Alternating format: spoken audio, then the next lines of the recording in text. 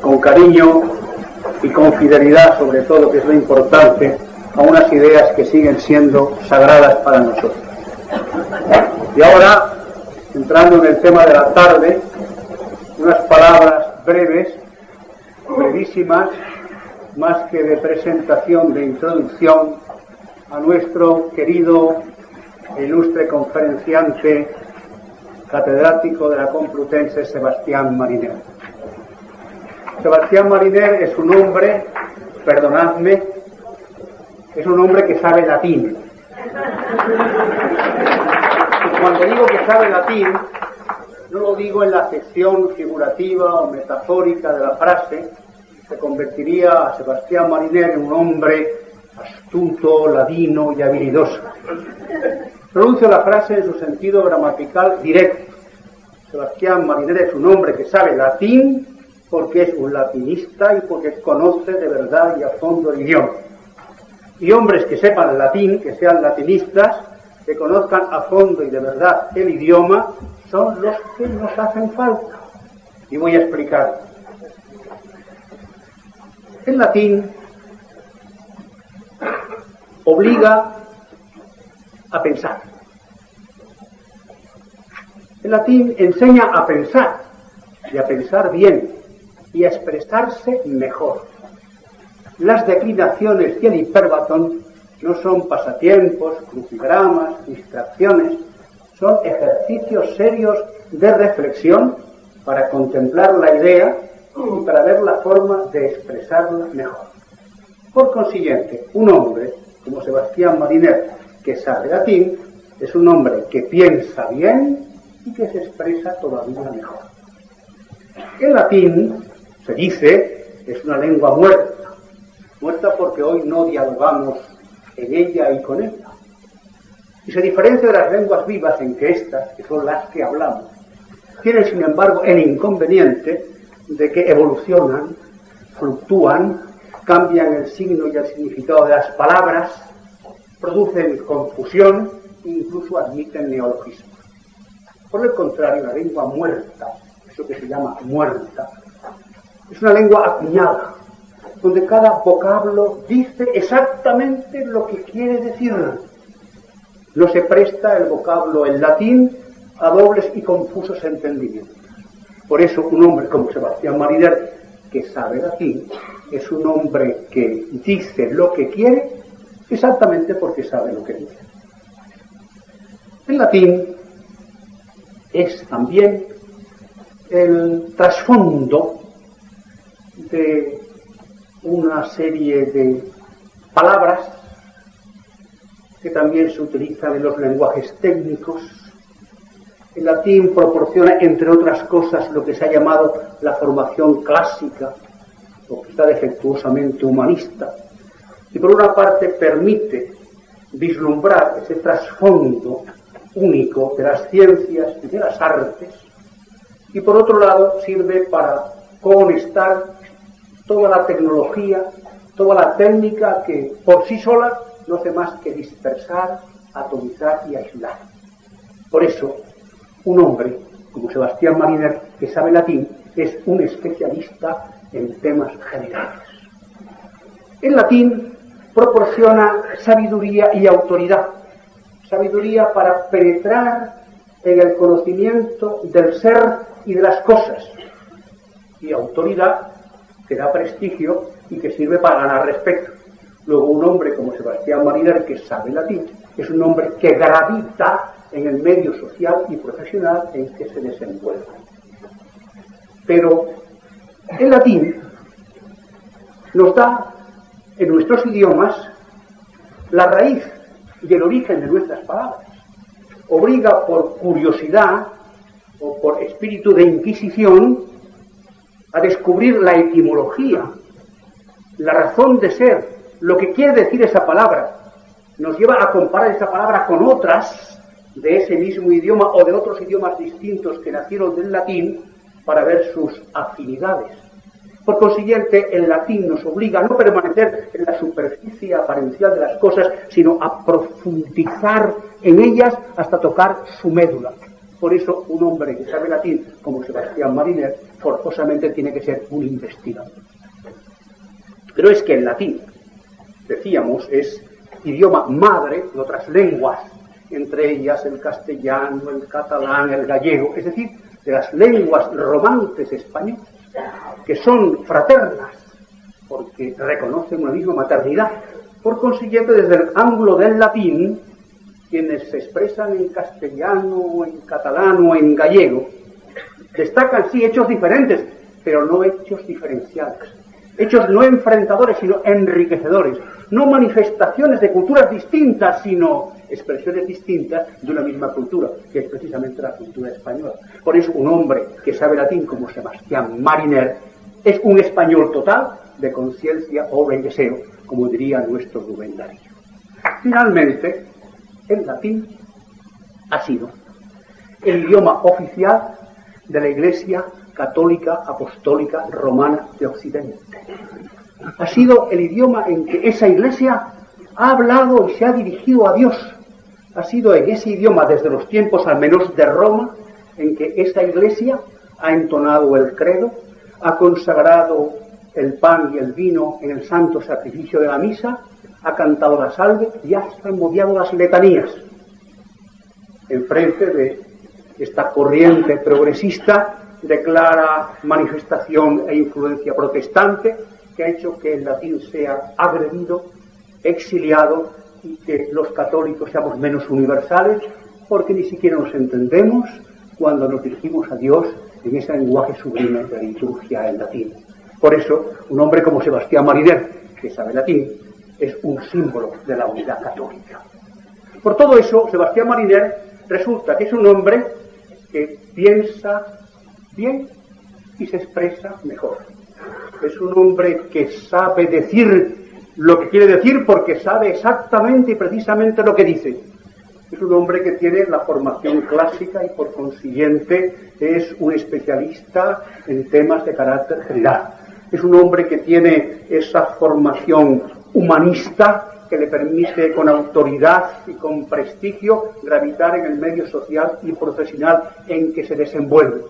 Es un español de alma y de cuerpo entero y es sobre todo un símbolo de nuestra unidad católica. Por eso esta casa se honra una vez más en tener en ella a Sebastián Mariner y convertirlo en su maestro.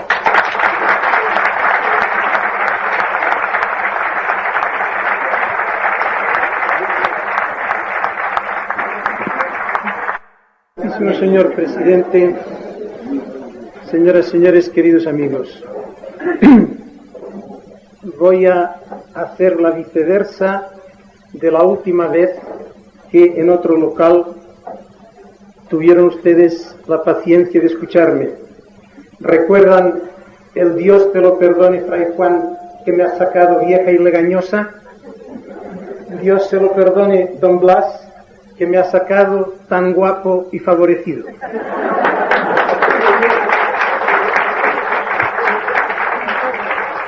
Realmente,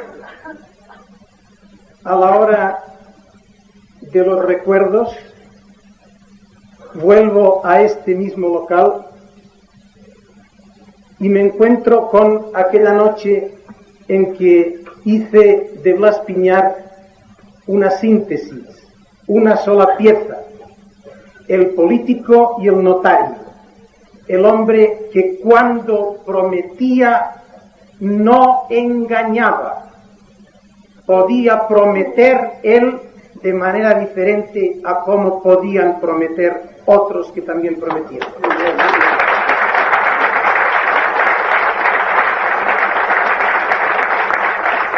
Hoy, sin embargo, les invito a ustedes a que me sigan también por un camino opuesto, por el camino del análisis. Hoy, don Blas se ha portado aquí analíticamente. Tomen ustedes del notario con firma y rúbrica todo lo que ha dicho del latín. Es verdad, y como latinista creo que se lo debo agradecer de todo corazón. Esto va firmado en la notaría. Tomen ustedes como acto del propagandista lo que ha dicho de mí. aquí se debe hacer una enorme rebaja. No hace falta que le lleven ustedes ahora la contraria. Aun sin querer, con ganas de dejarle yo muy bien, va a resultar desmentido en la consideración de todos ustedes a la hora de acabar.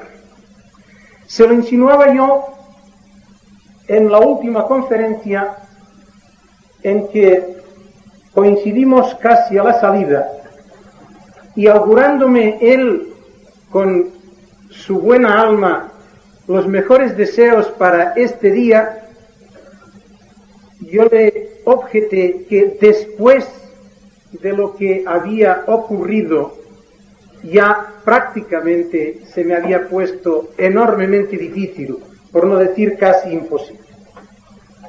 Asistíamos, recuerden, a una perfecta síntesis, casi diría que ósmosis, entre concepto e imagen, que en la palabra poética y metafísica de don Juan Pablo d'Ors nos hacía estremecer las entrañas. Yo todavía, se lo aseguro a ustedes, estoy embebido en aquel con la mirada corta y las piernas largas pasaron de largo. Aquel final estremecedor, por encima de sangre y de polvo, de vidas tronchadas, de ilusiones traicionadas. No debe ser casualidad que la última obra que acaba de mostrarme don Blas sea precisamente la hoja de campaña de aquella división que, entre otros altísimos honores, había tenido a Juan Pablo d'Ors, doctor en medicina, doctor en altísima poesía, doctor en profunda metafísica, entre sus filas. De la profundidad del concepto, de la solidez de la idea, de la excelsitud y de la nitidez de la imagen, vamos a descender hoy a algo mucho más superficial. Vamos a una cosa lábil, escurridiza. Vamos a la superficialidad de la expresión. Y sin embargo, me parece que no es tiempo perdido el que el hombre dedica a este arte suyo que le distingue entre todos los demás seres vivos de la creación, porque precisamente por lábil, por superficial, la expresión tiene un gran poder de captación, de impregnación, de, en mal sentido, contaminación, en el bueno, de regeneración. La expresión nos cala fácilmente, precisamente porque es sutil, porque no lo acabamos de notar. Fácilmente nos cautiva, nos puede producir determinada anestesia, llega casi a veces a embaucarnos. El peligro del embaucamiento a base del arte de la expresión es algo detectado desde hace mucho tiempo. Pensando en tiempos mucho mejores, me gustaría recordarles a ustedes un pequeño folletito de un ilustre jesuita valenciano, publicado en el año de la Victoria, precisamente propagandizando una serie de expresiones que el buen padre notaba que por lo menos en la zona donde nosotros habíamos vivido, en plena zona roja, habían quedado prácticamente desusadas. Había que volver al alabado sea Dios, al Ave María Purísima, al Dios se lo pague. Todo esto fácilmente, algunas veces por miedo, otras veces por propaganda, otras veces por prudencia, entre comillas, se había ido desgastando, había ido desapareciendo. Y se veía por parte del apóstol la necesidad de que no desapareciese. Un pequeño folleto, como del tamaño de los cuentos de Calleja. Más cerca, y tan cerca que tenemos al autor entre nosotros, un libro profundo como de filósofo, de hombre enamorado de la lógica. Perdona, Rafael, si yo no puedo evitar hoy decir que no voy a hablar de el lenguaje y los mitos, y no porque estés tú delante, no porque estés tú aquí, sino porque no podría yo hacer prácticamente nada con respecto a esta terrible telaraña con que se ha pretendido envolver cosas que no son más que mitos mediante operaciones de lenguaje. Sí, te ruego que me perdones, desde luego, en cuanto al atrevimiento que esto suponga, a base de la siguiente exculpación. Yo no voy a entrar en vuestro terreno, o casi no entraré en el terreno de los que os habéis ocupado de la desfiguración del vocabulario, de cómo se nos hacen decir unas cosas en lugar de otras para que traguemos lo que subrepticiamente con ello se pretende. Voy a hacerlo en tono más bien menor. Me dedicaré a minucias, a quisquillosidades estilísticas. Vosotros habéis luchado desde las almenas, desde la torre de la muralla. Yo he invitado hoy a situarnos en la trinchera, un poco más abajo de a ras de suelo incluso. Ni he hablado siquiera de alambradas. Aquí es donde, como mucho, me voy a permitir alguna que otra incursión o salida de la trinchera, quizás para decir que con el paso del tiempo y a pesar del aviso del lenguaje y los mitos, quizás precisamente porque allí se detectó cuán importante y operativa es la acción del lenguaje en el calado de las ideas, las cosas han continuado. Y sí, se podría publicar, se podría enumerar un pequeño resumen, un corolario de la magnífica serie de El lenguaje y los mitos.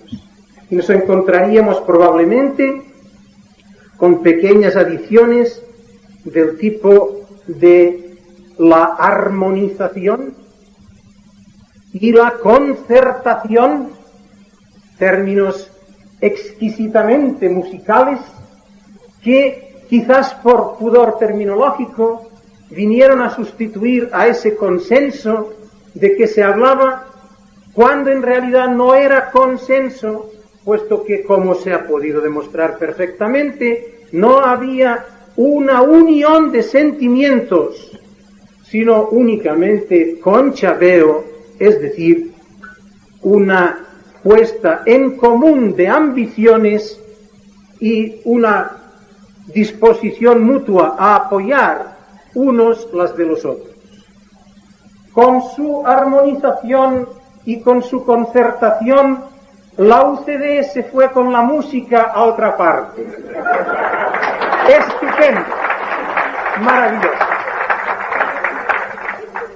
Ojalá la siguiente, que podría entrar también en estas adiciones del vocabulario, la reconversión, fuese auténticamente la que señalase lo que quiere decir el desmantelamiento de los socialistas que la han inventado y que la han propagado y que con ella quieren tapar las bocas de los que les exigen el pan y el trabajo que les habían prometido, sin decirles jamás, pobrecitos embaucados, cómo lo iban a conseguir y cómo se proponían lograrlo.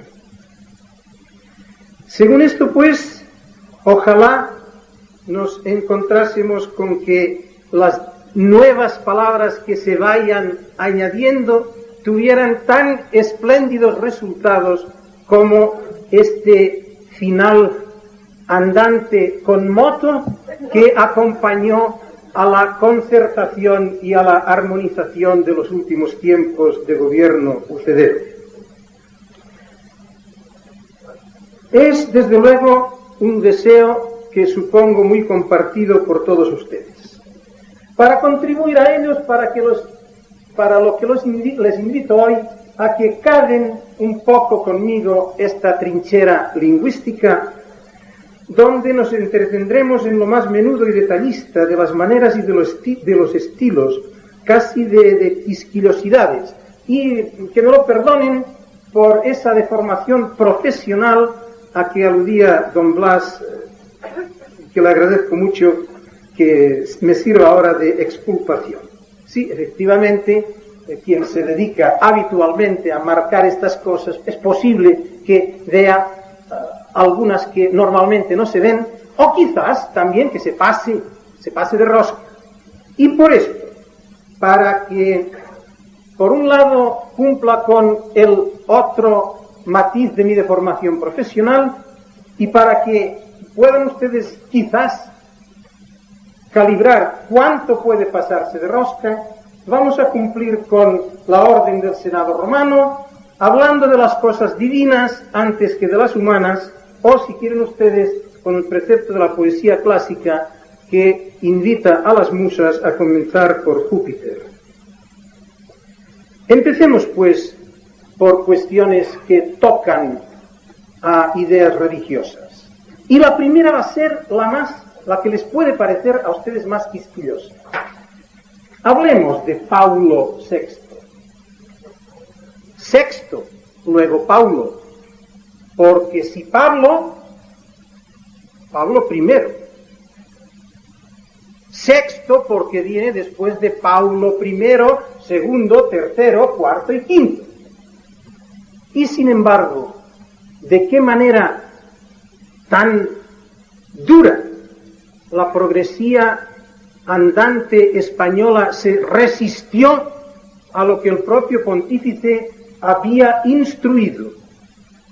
No conozco más que un periódico, La Vanguardia, que se mantuvo fiel a los deseos del pontífice y siguió escribiendo Paulo VI.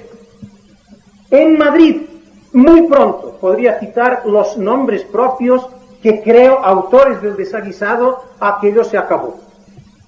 Y tuvimos, naturalmente, porque lo habían pretendido, porque para ellos había mucho más de presencia de la escena de los Hechos de los Apóstoles, en que San Pablo tuvo que oponerse a San Pedro a la hora de nombrar al pontífice con el nombre de Pablo. Paulo, ¿qué les interesaba? La vinculación del nuevo pontífice con el que había canonizado a tantos santos del Renacimiento, a un San Francisco Javier, a un San Ignacio. No, estos no eran de su devoción, dense ustedes cuenta. Pablo, y aquí había estupenda ocasión para la ruptura. Y claro, usted dirá, desde luego este hombre se ha acusado de quisquilloso y por lo menos en esto ha dicho verdad. De modo que cuando yo he gritado, Juan Pablo II, te quiere todo el mundo. Sí, usted ha puesto su grano de arena en la ruptura, con la mejor de las intenciones, indudablemente. Yo no le critico en este sentido, solo quisiera que despertara su conciencia a este propósito. Lo han hecho adrede, en contra de los deseos de Paulo VI. Dirá usted, ¿cree que le voy a seguir en estas quisquillosidades? Yo entonces no tengo más que un refugio en esta trinchera, a saber, decir a mis compañeros que no quieran percatarse de lo que les digo, que sean consecuentes, y que si algún día llegan a alcanzar a un sucesor de Benedicto XV, le llamen Benito XVI. Ah, si traducimos Benito XVI, porque hablan de San Benito, no de San Benedicto. Y si hubiera algún día un sucesor de Gregorio XVI, pues que no tengan demasiado empacho en tratarle familiarmente de Goyo XVII. Mientras no se atrevan a tener un Papa Goyo XVII, hagan el favor de gritar Juan Pablo II, te quiere todo el mundo, que ni tiene una sílaba de más, ni destruye la rima, y en cambio le lleva la contraria a quien ha querido y ha procurado de esta manera subrepticia la ruptura. Naturalmente, hablando de Pablo VI, lo natural es hacer alguna referencia al Concilio Vaticano II. ¿Es que he dicho yo? Concilio Vaticano II, pero tanta saliva me sobra. No me basta con decir, yo estoy en la trinchera, frente al cambio. Los que están en el cambio son los que solo dicen concilio. Y el concilio para ellos es solo uno. Y hay una auténtica antonomasia a la hora de hablar de este concilio, como si no hubiese habido ningún otro en la historia de la Iglesia, cuando los ha habido. Y nótelo, muchísimo más importantes, porque la importancia del Vaticano II, en palabras del propio Papa actual, es que es el concilio de la Iglesia de nuestros tiempos. Pero naturalmente el Papa no puede decir, por ejemplo, que haya sido un concilio dogmático, como lo fue en cambio el Vaticano I y el de Trento y tantos otros. Naturalmente, hablar de concilio sin más, como si fuese prácticamente el único, hacer antonomasia,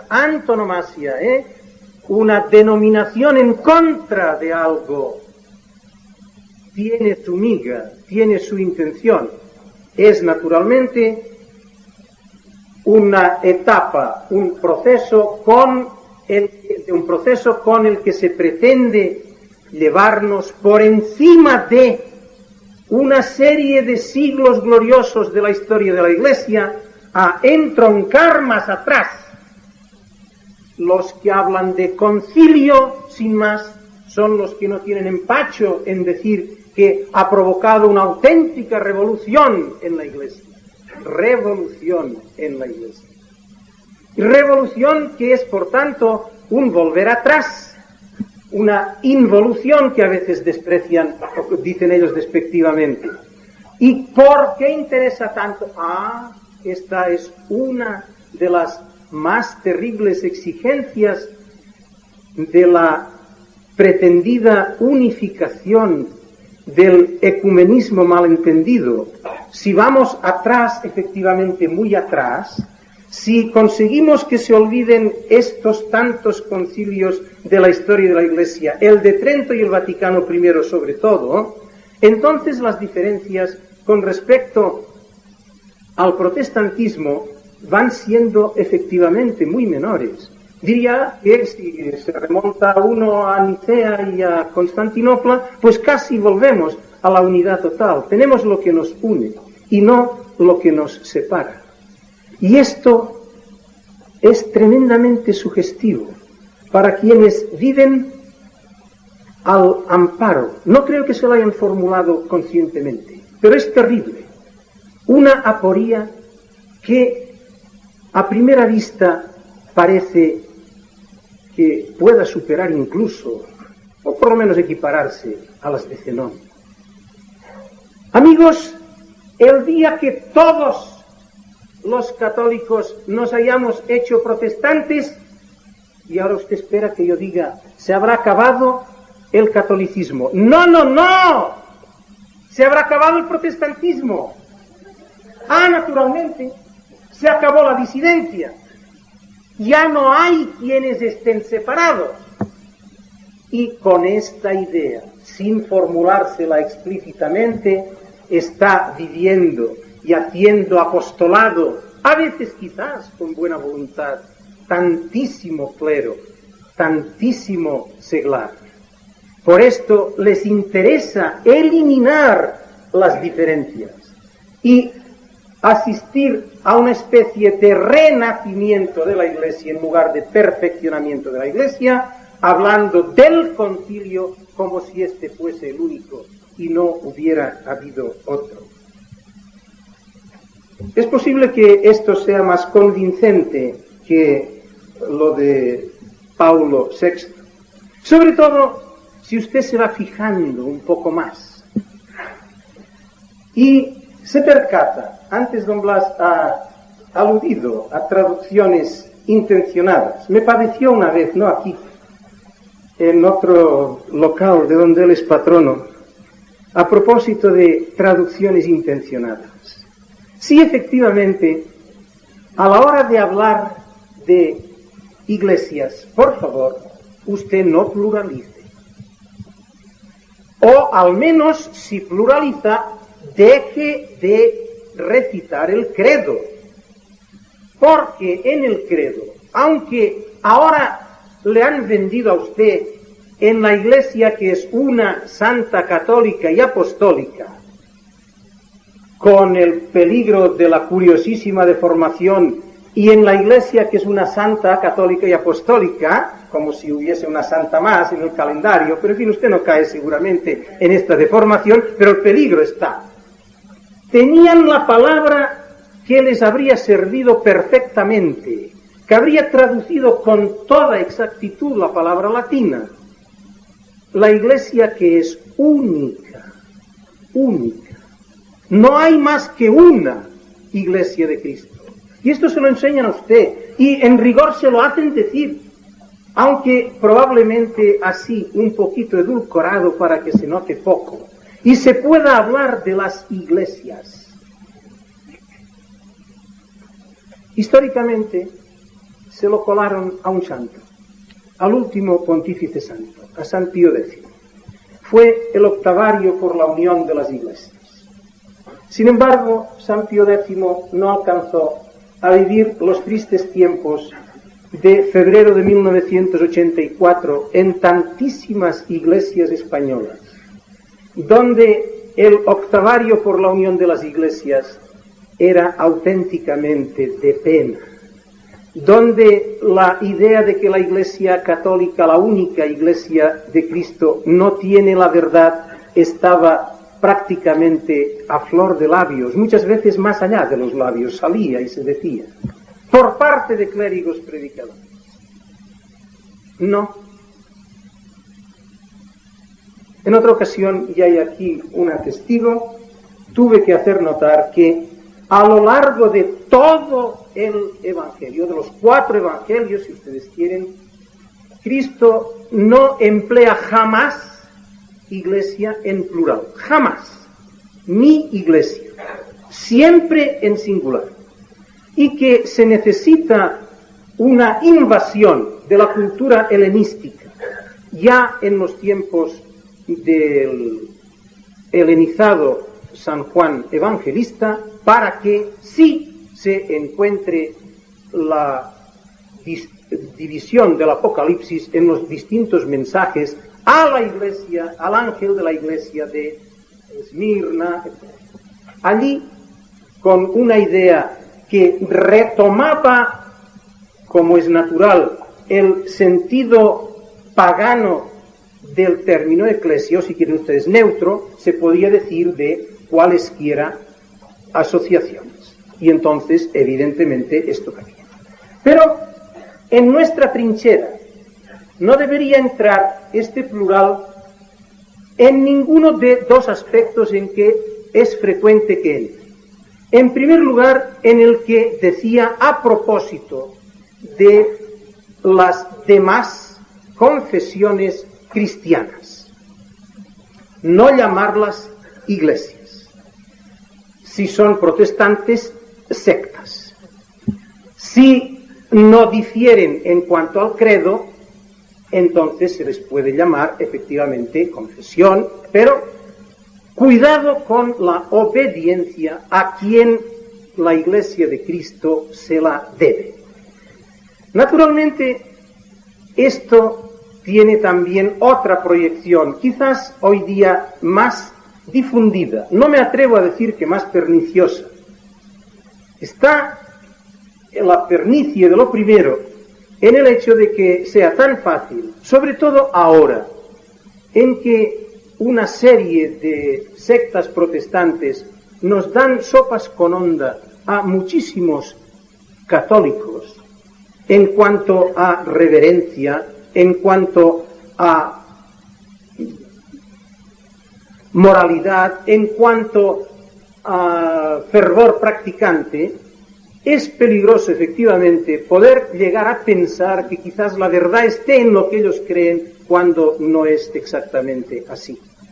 No se me borra la impresión de una catedral que visité en Inglaterra, casi en el campo.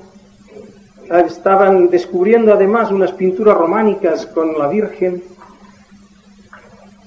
la lamparilla del Santísimo, que hoy procuran que no esté en tantas iglesias católicas, y el anuncio de que se distribuía la Santa Comunión, ponía cada media hora.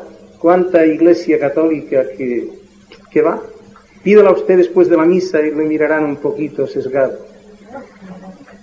Menos mal que en el coro, que no era gótico sino renacentista, estaban los retratos de los distintos obispos allí enterrados con sus esposas. Si no, estuve a punto de hacer genuflexión ante aquella supuesta reserva. Este es pues un peligro que me parece evidente, y la pernicie estaría allí, en que una mejor disposición psicológica nos llevase al error de tipo de fe. Pero es que el otro es, y lo he elogiado porque a mí no me duelen prendas, el hablar de la Iglesia de Madrid, la Iglesia de España, la Iglesia de Suiza, la de Cuba. No, pero por favor, que no. Que aún incluso después de haberse canonizado las conferencias episcopales, resulta que la Iglesia católica sigue siendo esto, católica, es decir, universal. Y he elogiado, les decía, el título de una hoja diocesana que se titula Iglesia en Madrid. Esto es lo que hay. Iglesia católica en Madrid, en San Sebastián, en Bilbao y en Salamanca. Pero no de. Mucho cuidado con este tema. Continuemos. Ya que hemos hablado de pretendidos obispos, distinga usted, por favor, de acuerdo con lo que usted cree, si es usted católico, y sepa que aunque un Pimenios sea una hechura del gobierno comunista de la URSS, si ha sido ordenado, es un arzobispo. Y así los griegos y demás orientales. Y en cambio, guárdese por favor de llamar reverendo a cualquier presbítero o pretendido obispo episcopaliano, anglicano, luterano, etc. Los luteranos apenas tienen. Pero en las confesiones de espíritu sajón los hay más. Está decretado por su santidad León XIII que las ordenaciones de los ministros de las sectas protestantes, anglicanas y parecidas son inválidas todas, porque hubo una ruptura, hubo una solución de continuidad. Por tanto, reverendos no hay de qué, si se trata de ministros de estas confesiones. Con ello nos encontramos metidos en el tema de los tratamientos en cuanto a eclesiásticos. Pues sí, tome usted ejemplo de los personajes tan vivos de las autonosuyas de Vizcaíno Casas. Y por favor, usted hable con don José María, no con Chema. Su párroco es don José María. ¿Estamos? No es Chema. Y usted, sobre todo si es mujer, hágame el favor de no tratarle más de tú. Y no permitir que él la trate de tú. Sino que le dé el tratamiento que él necesita. Naturalmente, aunque usted en la placa se encuentre con fulano de tal, obispo, usted cuando esté dentro y hable con él, aunque le encuentre en mangas de camisa, háblele de su señoría ilustrísima. Verá qué buen efecto le hace. Si no de auténtico contento, sí al menos de escarmiento, arrepentimiento, penitencia o, como a ellos les gusta tanto decir, metanoia.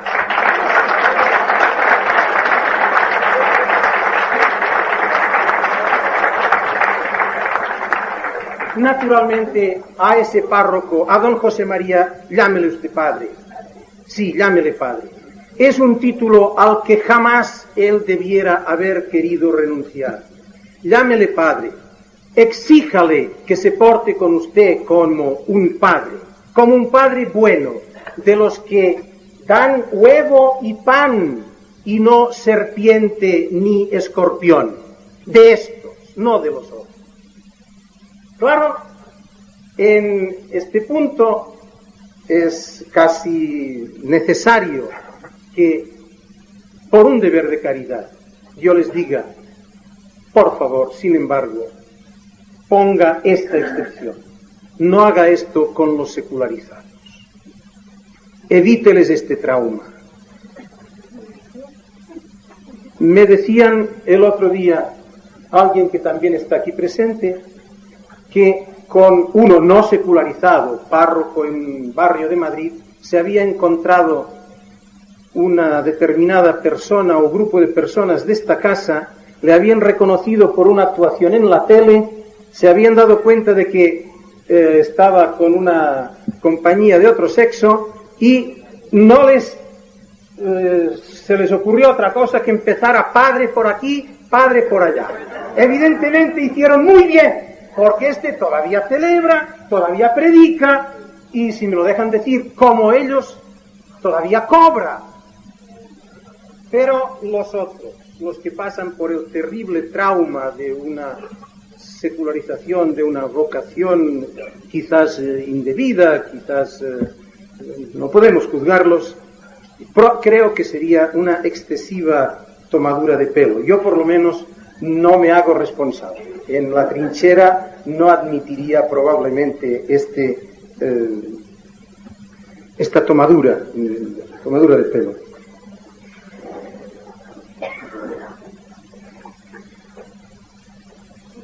De entre estas sutilezas, tenga usted en cuenta ahora, precisamente, y no sé si ha llegado porque me dijo que llegaría tarde, pero también iba a tener yo aquí una testigo, de un obispo actual, muy buen hombre. Sí, en serio. Que nos lo dijo quien se lo había oído de sus propios labios. Iba a procurar que a su antecesor, no directo, su antecesor 36-39 en su diócesis, a ver si conseguían canonizarlo, vamos, primeramente beatificarlo, claro está, como confesor, no así como mártir. Naturalmente, cuando se puede llegar a esto, incluso por parte de personas de buena voluntad, la situación es grave.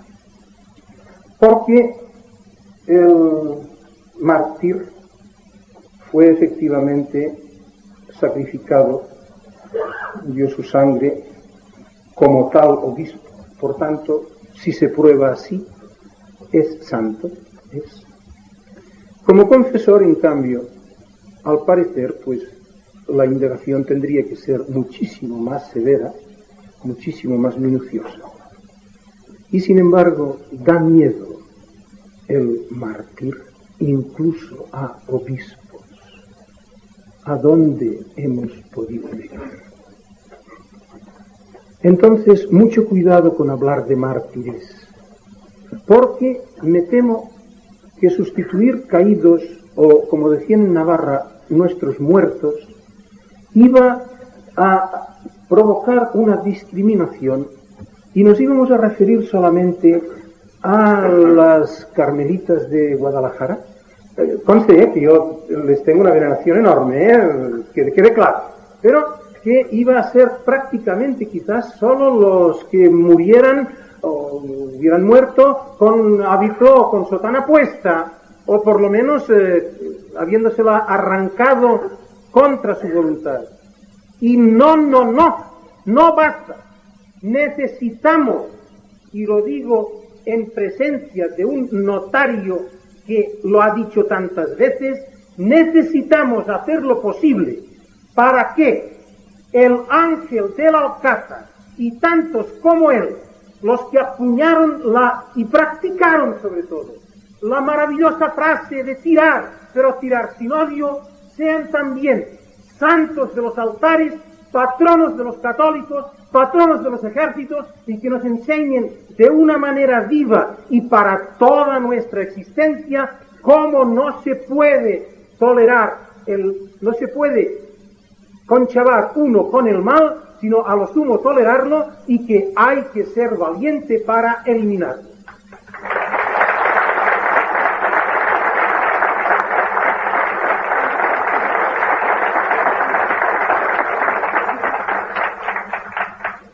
Tratamientos. Otra iba a ser el puente que pasará de la parte religiosa a la sociológica y política. Traduzca, por favor, sobre todo cuando usted sabe traducir, de modo que usted hable de la Junta, hable de la generalidad, parli de la generalitat, fale de la Junta, pero no hable de la Junta. Esta será la parte política del asunto. Antes, la religiosa. Traduzca los nombres, traduzca.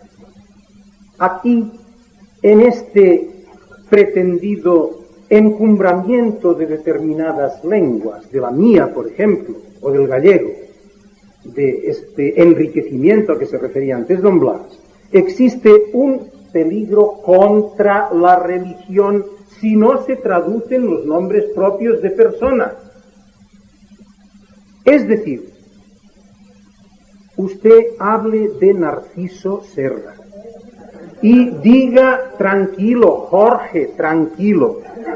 Naturalmente diga tranquil, Jordi, tranquil. Y parli del ministre Narcís Serra. ¿Por qué? Porque llamarse Narciso o llamarse Narcís, llamarse Jorge o llamarse Jordi, es referir a un mismo patrón, uno.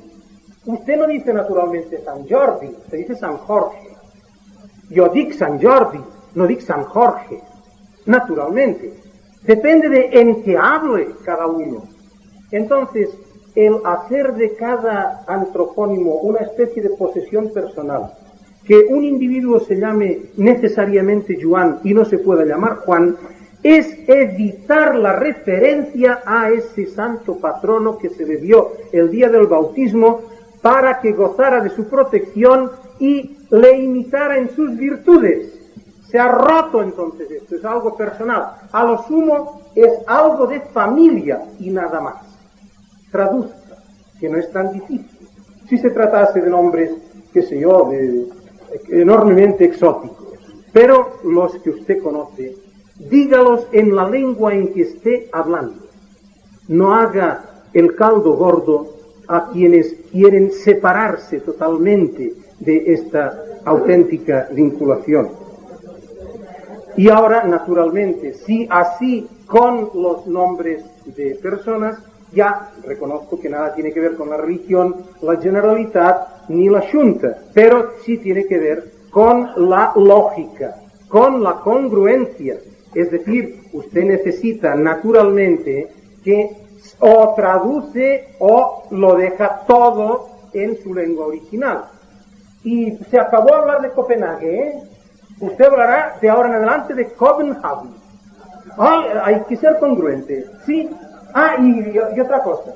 Les hará una especie de versión a mis paisanos y les dirá, ¿qué es esto de obligarnos a decir Uriola y Terol y Oscar? No. Entendámonos. Si no se puede decir Gerona ni Lérida y hay que decir Girona y Lleida, entonces ustedes no exijan que digamos Uriola, ni Terol, ni Oscar. Habrá que decir Orihuela y Teruel y Huesca. Siempre, sin embargo, y gracias a no estar en la trinchera, hay peligro de que salgan ellos ganando. Métase usted y combata traduciendo auténticamente. Con este paso a lo que ya es más bien de tipo político, volvamos a los tratamientos en este aspecto. Y entonces, pues, ¿qué les diré yo? Si usted cree que tal señor no ha sido jamás su presidente, porque usted con el régimen que le ha hecho presidente, pues no se trata, pues no diga el presidente fulano, sencillamente no lo diga. Hombre, yo no pretendo que lo insulte, ni que esto sería anticaritativo. Llámele don, si quiere, si es bachiller, tiene derecho. Si tiene una condecoración, tiene derecho. Pero no, presidente, no, porque, bueno, y sigan ustedes, sigan la racha. Naturalmente, los otros que son más típicamente tratamientos todavía, bueno, pues no, sencillamente no. Ni molt honorable. No, y no es lo que usted piensa. Poco honorable tampoco, ya lo dirán los tribunales. Yo no me meto. Ni molt honorable, ni poco honorable, ni nada. No. El senyor, o don Jordi Pujol, don Jorge Pujol, don Jordi Pujol, sí, ya está. Pero no con tratamiento. Estamos demasiado proclives a hablar del presidente tal y el presidente cual y del honorable. Con esto, aunque a veces lo digamos irónicamente, les estamos favoreciendo el cultivo. Creo que está bastante claro. Naturalmente, y por muy latinista que me haya presentado don Blas Piñar, por muchas cartas que hayan llegado a nuestro departamento, a mi despacho concretamente, porque ponían que iban dirigidas al departamento de Latinoamérica, usted no se anglice ni se yanquice, usted diga siempre Hispanoamérica, ni siquiera Iberoamérica, ni siquiera Ibero. Hispanoamérica comprende también el Brasil, porque Portugal fue Hispania. Otra cosa es que ahora no sea España, pero Hispania sí lo fue. Por tanto, Hispanoamérica, dejándonos de que, porque allí se hablen lenguas latinas, aquello pueda llamarse Latinoamérica. Déjelo esto para nosotros, para los lingüistas, Pero usted practique la designación según una entidad de tipo cultural, que es lo que usted quiere exponer.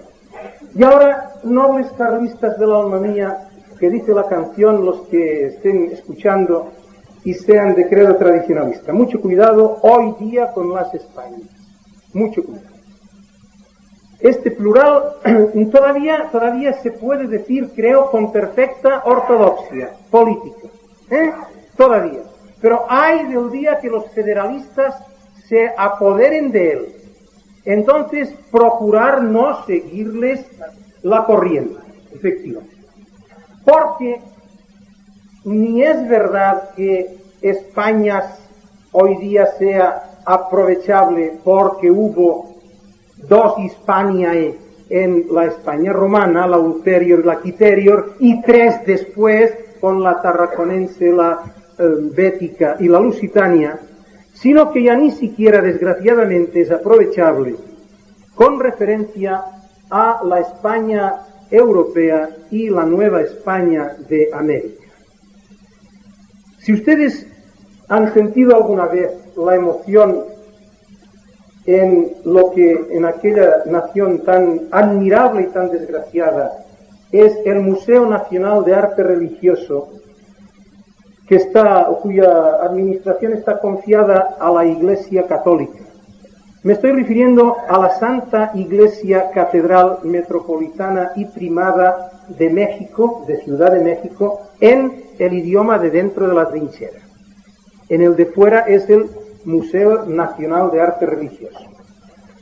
Si usted ha asistido alguna vez allí y ha oído en un latín purísimo a un chavalín con una cara de indio que no podía con ella, que tendría nada más que 8 años, en 1980, no crean ustedes en la prehistoria, no, en 1980, dialogar en gregoriano maravilloso con el cabildo, sentirá probablemente la emoción de la Nueva España. Mucho sayal, mucho cordón franciscano, mucha faja jesuítica ha tenido que desgastarse para poder conseguir esta maravilla, la Nueva España. Y probablemente ante los cuadros de lo que nos han atrevido a profanar con el nombre de Museo Colonial, sino de Museo, sin profanación, Museo de Arte Virreinal, se encontrará usted un poco casi como si estuviese contemplando la Sala de Rivera en el Prado. La Nueva España. Entonces cabía efectivamente un plural con buenas vinculaciones. En la actualidad, insisto, y querría no ser exagerado por ningún lado, no veo que todavía tenga esto peligro, pero puede llegar a tenerlo si los federalistas, vuelvo a decirlo, se aprovechan de él.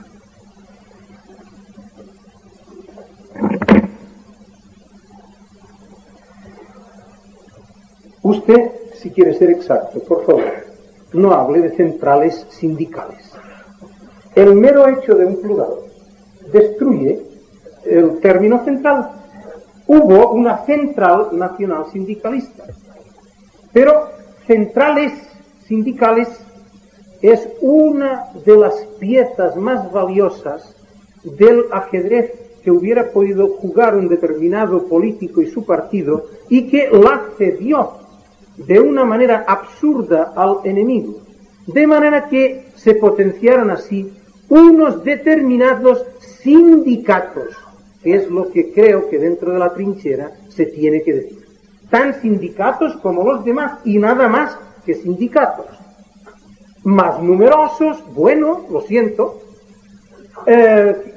más combativos, también lo siento mucho, pero no centrales, porque en rigor no centralizan nada. Y se corre el peligro de que acaben centralizando si usted sigue contribuyendo a que se les llame centrales sindicales. Usted, por favor, dentro de este vocabulario del trabajo, no hable de la patronal, tanto si proviene del tradicionalismo como si del falangismo. La idea de una no lucha de clases, de que el trabajo sea algo servido con una convivencia, es algo esencial en su manera de pensar. No se da cuenta de que hablar de la patronal tiene una elipsis. ¿Una elipsis de qué? Ha de ser de un femenino, puesto que se dice la. Y entonces este la normalmente tiene que ser la clase patronal, o como mucho la asociación patronal.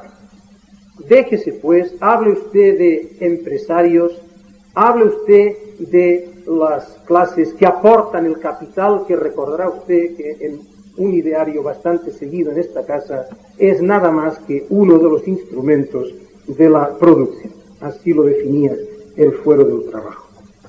Puestos con esta raíz, no emplee paternalismo en sentido peyorativo, sobre todo si usted es padre, sobre todo si usted es hijo. hacer de una actitud paternalista, pues apañados estaríamos que no hubiésemos encontrado cuando teníamos nuestros 2 días o 2 mesecitos o 2 añitos, que no nos hubiésemos encontrado con actitudes maternales y con actitudes paternalistas. Una cosa es ser padrastro, y esto no se recomienda ni dentro de la trinchera ni fuera de ella. Otra cosa es encontrar que el ejercer este noble oficio y deber de padre sea algo digno de censurarse. Por ahí, si quieren, hablemos de este eufemismo reluctante, la planificación familiar. No, dígalo claramente, el asesinato, el anticonceptivo, la contraconcepción, el aborto, dígalo así, no dore píldoras. Ningún embarazo no deseado, recuerdo perfectamente, cap embaràs no desitjat. La primera vez que esto hirió mis ojos en la casa que el régimen legítimo le había construido al médico de mi pueblo pequeñísimo en la provincia de Tarragona, estuve a punto de llorar porque me faltaron arrestos para arrancarlo. Era de la Conselleria de Sanitat en tiempos de Tarradellas. Cap embaràs no desitjat. Es que en una mente normal se puede pensar que se haga el acto y no se acepten las consecuencias. Usted puede desear comer y no engordar, pero todavía no he visto yo ninguna propaganda que diga coma usted y no se alimente.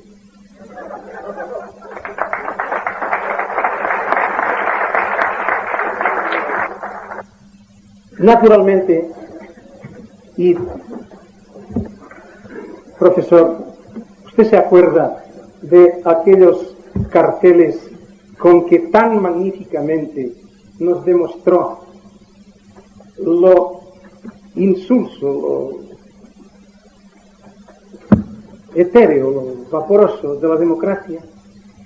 Usted demostró aquí que si se hacían votaciones por barrios, pensando todos la misma cosa, ganarían los unos. Si en lugar de hacerse por barrios se hacían por distritos, ganarían los otros. Si en lugar de hacerse por barrios o por distritos se hacía por comunidades municipales, ganarían los terceros. Es decir, que se podía... Por favor, este lamento tan oído en nuestras mismas vidas, que no entre más en la trinchera.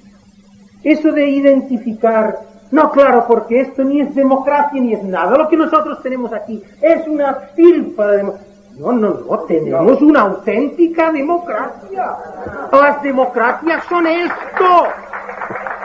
Esto precisamente, ni más ni menos.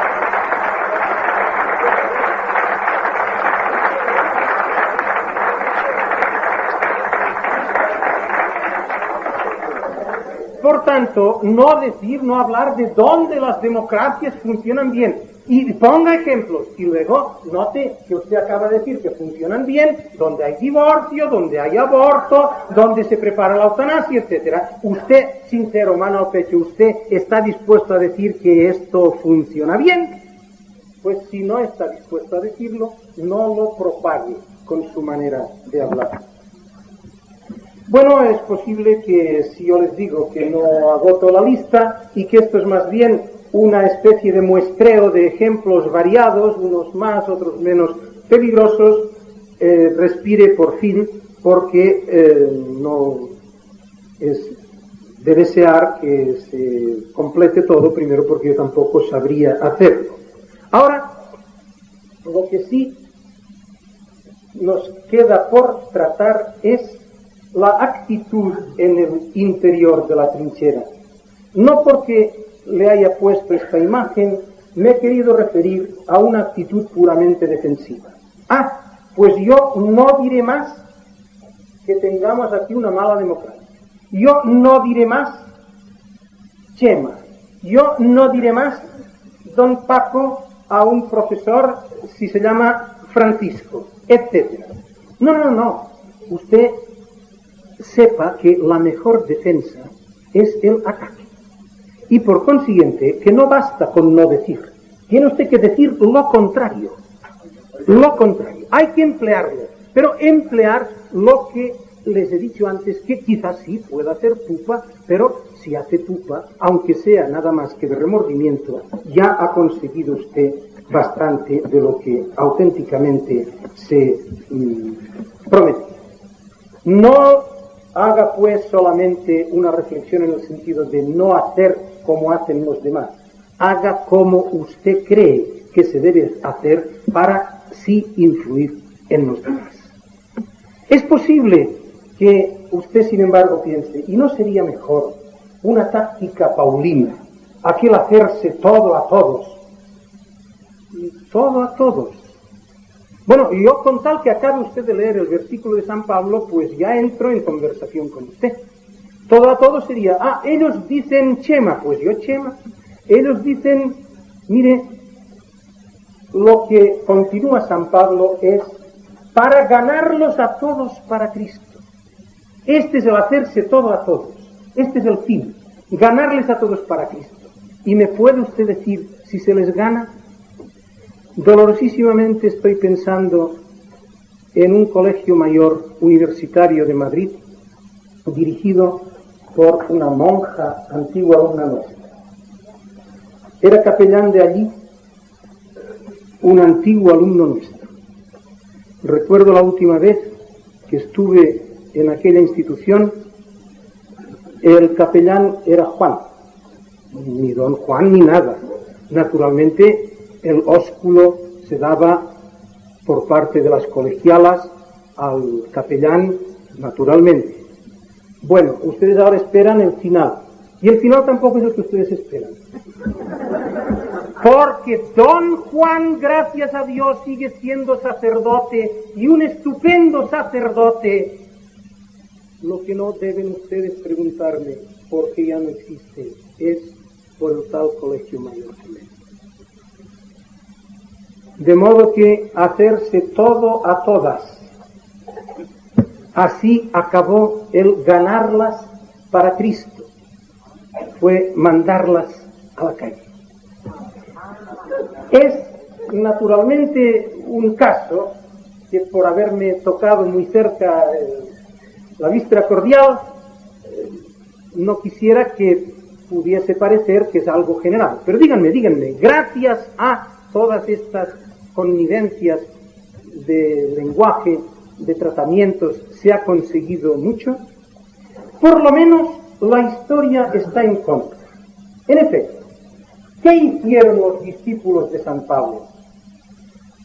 Pues hicieron exactamente en cuanto al lenguaje todo lo contrario de esta posible derivación que usted estaba pensando que quizás valía la pena de oponer a la que yo le he propuesto.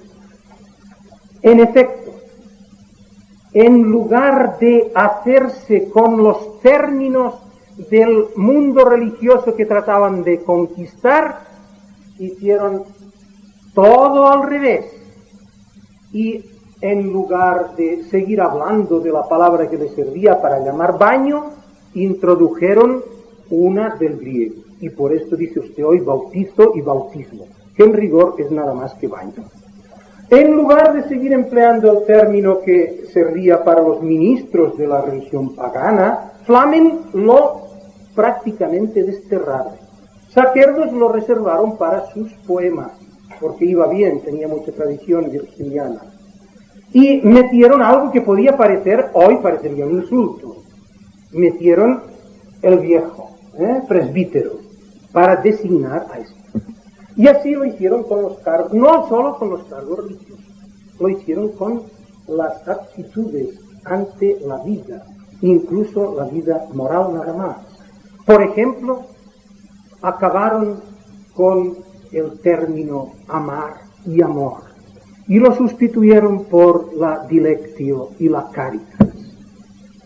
Es triste haber tenido que vivir 18 siglos después para encontrarse cambiada la sentencia purísima: Dios es caridad, por un Dios es amor, que los cristianos seguidores de Pablo habían cambiado, porque era peligroso y puesto que era el término de la lengua galante, el término de lo que hoy llamaríamos amorío. ¡Ay, pero! ¿Cómo se les ha vengado Satanás? ¿Cómo deben gozar, si es que pudieran gozar, en el infierno, cuando se encuentran con el tiro que les ha salido estrepitosamente por la culata? Porque ahora ya ni siquiera la palabra sirve para el lenguaje del galanteo.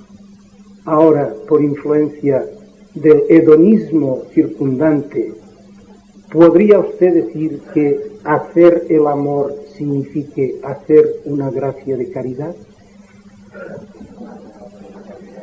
En este sentido, por tanto, si usted cree que no se puede, tome parte en esta lucha dentro de la trinchera lingüística. Es una lucha fácil, incruenta, puede hacerse sin desdoro para nadie, sin faltar a la caridad. Creo además que es una lucha eficaz. Si no es preferible esta objeción, pues que yo mismo pensaba que se me podía poner, si hay realidad en la serie de reparos que yo les he propuesto, actuemos en consecuencia. Congruencia y lógica las he pedido varias veces esta noche. En caso de que no las pongamos en marcha, luego tengamos al menos la elegancia de saber resistir sin que nos atrevamos a quejar.